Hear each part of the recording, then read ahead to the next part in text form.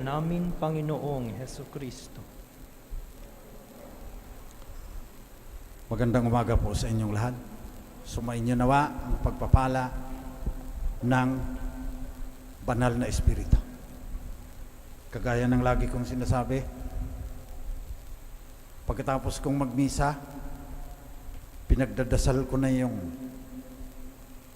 dadalo sa misa sa susunod na linggo. Matagal ko na kayong pinagdasal sa Espiritu Santo. At ang nais kong ibahagi sa inyo ay yung katotohanan sa ating buhay. Anong nakalagay sa unang pagbasa? Naging mainitan ang kanilang pagtatalo tungkol dito. Sinaunang simbahan, ilang taon lang bago nabuhay na mag-uli si Kristo at umakyat sa langit, naging mainit na ang kanilang pagtatalo. May hidwaan. Hindi nagkakasundo. Anong pinagbabangayan nila? May mga Hudyo na sabi, kahit naniniwala kay Kristo, sundin mo pa rin lahat ng sinasabi sa batas ni Moises sa lumang tipan. Magpatuli, huwag kakain ng ang dami-daming 600 batas ata ang pinapatupad. Kaya dahil nagugulo, gumawa sila ng sinaunang synod, yung pagtitipon. Synodal Church ang sabi ni Pope Francis na yan. Luma na yan. Sinaunang simbahan pala, ilang taon pa lang pagkatapos umakyat si Kristo sa langit, nagsinod na sila. Kaya nagpapadala ng mga kinatawan. Papadala namin na padala si Pablo at Bernabe. Mag-usap sila. Kasama ang mga pangunahing mga kapatid, si Judas, tinatawag na Barsabas, si Silas. Pagkatapos nun, nung marinig na lahat, tapos ng dialogue at masinsinang panayam at panalangin, sinabi ng mga apostol, kaming mga apostol ay ganito ang aming iniuutos, sapagkat sa udyok ng Espiritu, ang naging pasya namin ay huwag na kayong atangan ng iba pang pasanin. Pasanin kasi yung mga utos ng mga Pariseo Malaya na tayo kay Kristo. Pero bilang pagrespeto din na may mga Hudyo rin na talagang hindi matanggap yung ibang mga kautusan na hindi sundin, sabi ng mga apostoles, sa udyok ng Espiritu, huwag kayong kakain ng anumang inihandog sa mga Diyos-Diyusan, ng dugo at ng hayop na binigti. Huwag kayong makikiapit. Layuan ninyo ang mga bagay na ito at mapapabuti kayo. Pagkaraan ng ilang taon, pati yung sinabi, wala na. Maliban sa kautusan ng Diyos, andun ang pakikiapid Pero yung mga batas ni Moises, na daan-daan, hindi na sinunod, sabi ni San Pablo sa kanyang sulat sa mga taga-Korinto.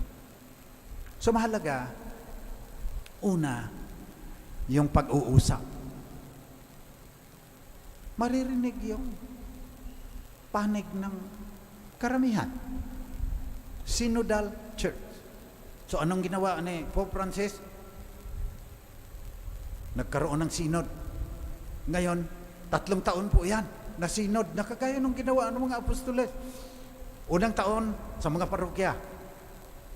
Titignan ano ang mga problema at ang mahalaga, ano ang pananaw ninyong lahat ng mga Katoliko?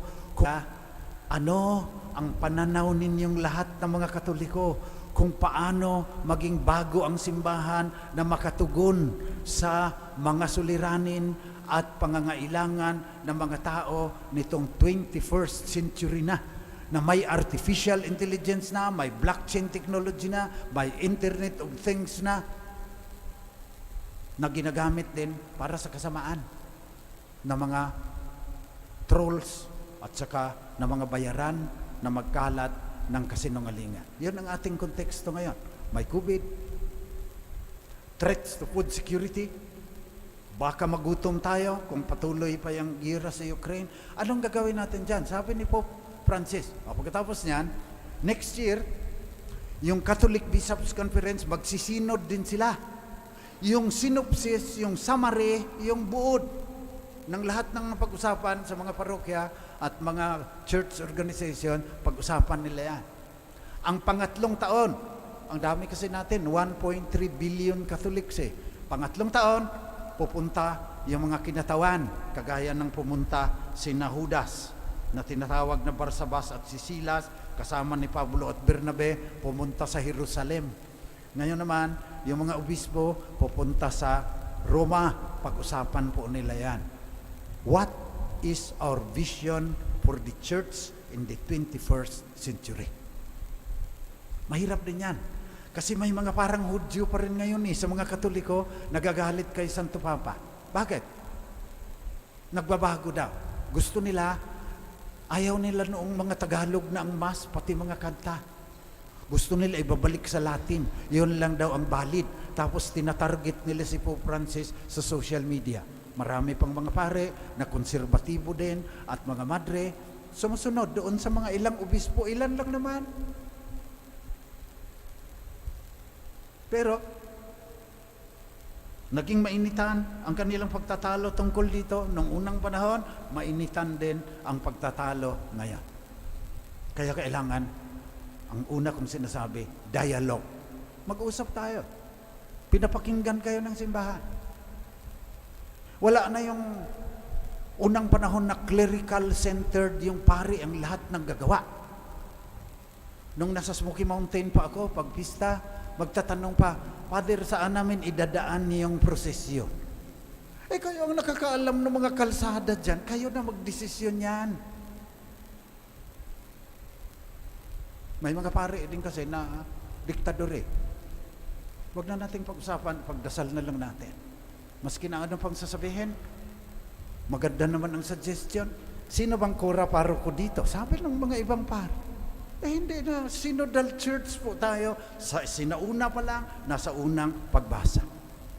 Ano ang huhubog ng ating vision, ng ating pananaw para sa isang makabagong simbahan na tumutugon sa pangangailangan ng mga tao? Nakalagay sa pangalawang pagbasa. Wala tayong templo, gaya ng pinapabalik pa ng mga Hudyo sa templo sa Jerusalem. Now we worship the Father in spirit and in truth. Sabi sa ikalawang pagbasa, napansin ko na walang templo sa lungsod, yung bagong Jerusalem. Sapagkat ang Panginoong Diyos na makapangyarihan sa lahat at ang Kordero ang pinakatemplo roon. So pati Roma, ano lang yan, dahil may mga katawan kasi tayo, kailangan magtipon-tipon, pero wala nang special na templo na kagaya ng templo ng mga Hudyo noon sa Jerusalem. Espiritu Santo ang nagbubuklod sa atin sa bawat isa.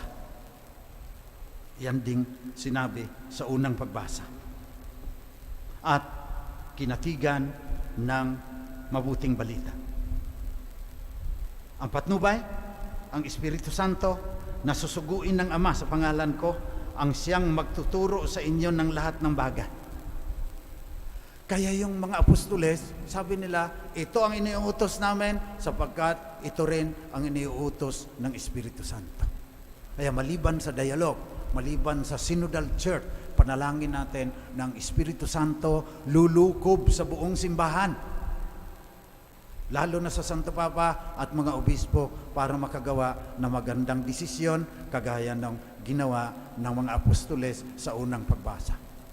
Kung hindi pa nila pinayagan na yung mga hintil ay hindi na kailangan magpatuli at susunod doon sa lahat ng mga... Hindi, wala tayo ngayon. Sekta lang ng Judaismo ang Kristyanidad sana.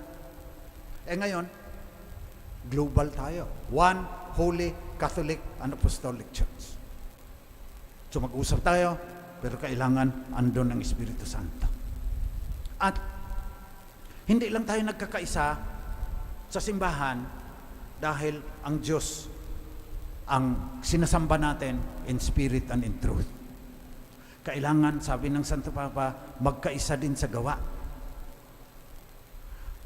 We come together and we do things together, especially problems na napakalaki na, hindi kaya ng iilan lang.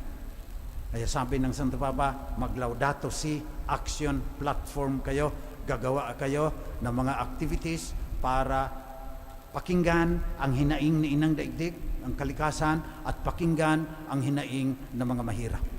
So dito po sa dambana ng banal na diwa, ang hinaing ng mga maralita, bibigyan po natin sila ng pagkain na mura at walang kimikal. Yan po yung nasa labas. Sabi ng obispo ng Diocese of Cubao, si Bishop Honesto Ongtioco, pinayagan ako na gagawin yan sa 47 parishes ng Diocese of Cubao. Lahat ng parokya, tingnan mo kung magkakaganon. Pagkatapos, konektado pa tayo sa mga diocese, kausap ko na yung obispo ng Isabela, kausapin ko yung obispo ng buong Calabarzon, i-connect natin dyan sa mga kababaihan na nagkakaroon din ng trabaho para magtitinda sa atin ng mura, dahil diretso Yung binibili ninyo dyan sa NEPA Q-Mart, 5 negosyante na mayaman na ang kumikita dyan. Tinatagaan nila yan. Sa atin diretso. Synodal Church, not only in doctrines, but also in listening to the cry of Mother Earth and to the cry of the poor. Yan po ipagdasal natin. Kasi nakaugat po yan sa banal na kasulatan. Sinaunang simbahan pa lang, ginagawa na yan. Pagkatapos ipagdasal niya rin, na maliban sa magkakaisa tayo, sabi ng Santo Papa, para labanan yung pangamba, yung threats to our food security, ang sabi niya. Nangangamba ang Santo Papa na dahil sa climate change, sa kasagira sa Ukraine, maraming taong magugutom. Kaya napakagandang pagkakataon na magkaisa po tayo. Pagdasal ninyo sa Espiritu Santo na magagawa po natin ito. Itong economic power ng mga Pilipino Catholics, gagamitin po natin para sa mabuti, hindi para sa sariling kapakanan, kagaya ng mga ilang mayaman na naghaharing uri ngayon sa ating bansa. Hindi man lang iniisip yung mga maralita, payaman ng payaman, hindi na nila magagastayan kahit 1 milyon pa ang kanilang gagastahin araw-araw. Panalangin po natin yan. At sumali po tayo, hindi sapat na magbisa lang kayo pagkatapos magkikita uli tayo sa susunod na linggo na naman. Nakaugat sa Ebanghelyo yan na may ora et labora, may works. Susuriin ninyo yung inyong mga budhi kung ano ba talaga ang sinasabi sa inyo ng Espiritu Santo na gagawin natin sa panahong ito, na ang daming panganib na nakaamba sa sangkatauhan. So ipanalangin niyo rin na darating na yung teknolohiya natin para mas maganda, mas efficient ang pagdala ng mga pagkain mula sa Batangas at Nueva Ecija dyan sa atin at sa iba pang parokya ng Diocese of Cubao. Kinausap ko na rin po, nag-usap lahat yung mga kaparian sa Diocese of Novaliches, pumayag na rin po yan. Hindi ko lang kaya magdasal din kayo na maraming tutulong sa akin. Ang tanda-tanda ko na, dapat nasa retirement home na ako. Pinipilit ko na lang yung sarili ko dahil kailangan pong gawin ito. Diocese of Antipolo, pumayag na rin po yan. Biro mo na pagkaganda niyan, yung buong Central Luzon, lahat ng mga Katoliko nakaugat sa diocese at mga parokya, tinutulungan ng teknolohiya, nakakapagbigay ng trabaho sa marami at nakakatugon sa pangangailangan ng malinis, malusog, healthy food, walang pesticides, walang chemical, namura pa dahil diretso, wala nang kumikitang mga negosyanteng mga gahaman. Yun ang pagdasal po natin ngayon. Pagdasal natin na magkaisa tayo sa Espiritu Santo. Pagdasal natin na yung Laudato Si Action Platform, magbibilangan po tayo. Ilang magsasaka ang natutulungan nitong programang ito. Ilang mga maralita, lalo na yung mga senior citizens, gusto naming hatdan po sila ng pagkain. Yung mga single parents na hindi nakakalabas, yung mga PWD na nahihirapang mamalingke. Palalawakin pa natin ang abot ng kanilang budget. Kasi kung mura po yung mga basic commodities, mas marami po silang mabibili at tataas po ang ekonomiya dahil sila mas maraming mabibili at yung magsasaka, bibilhin po natin ng mas mahal sa kanila ng kaunti yung mga kakainin natin dito sa kalunsuran. Sabi ng Panginoon, kapayapaan ang iniiwan ko sa inyo. Ang aking kapayapaan ang binibigay ko sa inyo. Hindi magkakaroon ng kapayapaan dito sa mundo hanggang walang katarungan. Kung kalahati ng Pilipinas, sabi sa survey, nakakaranas ng gutom once a month. So ibig sabihin, kulang talaga yung kanilang kinakain. Sabi ng Social Weather Survey. Hindi magkakaroon ng kapayapaan. Itong pinangako sa atin ng Panginoon hanggang walang katapusan ang hidwaan at pagkagahaman kagaya ng Russia na bigla na lang sinalakay yung Ukraine, yung pagkain ng milyon-milyong mga tao nanganganib ngayon. At hindi magkaroon ng kapayapaan hanggang hindi po natin pinangalagaan si Inang Daigdig. Peace, justice, integrity of creation, kailangan pangalagaan po natin yan para itong kapayapaan na pinangako ni Jesus sa pamamagitan ng kanyang Espiritu ay ating matamasa at yung shalom ng kaharian ng Diyos ay ating mararanasan dito pa man sa daigdig na ito. Pero dito, walang lubusan at ganap na kapayapaan. Hinihintay natin yung bagong Jerusalem. Tunay nating tahanan.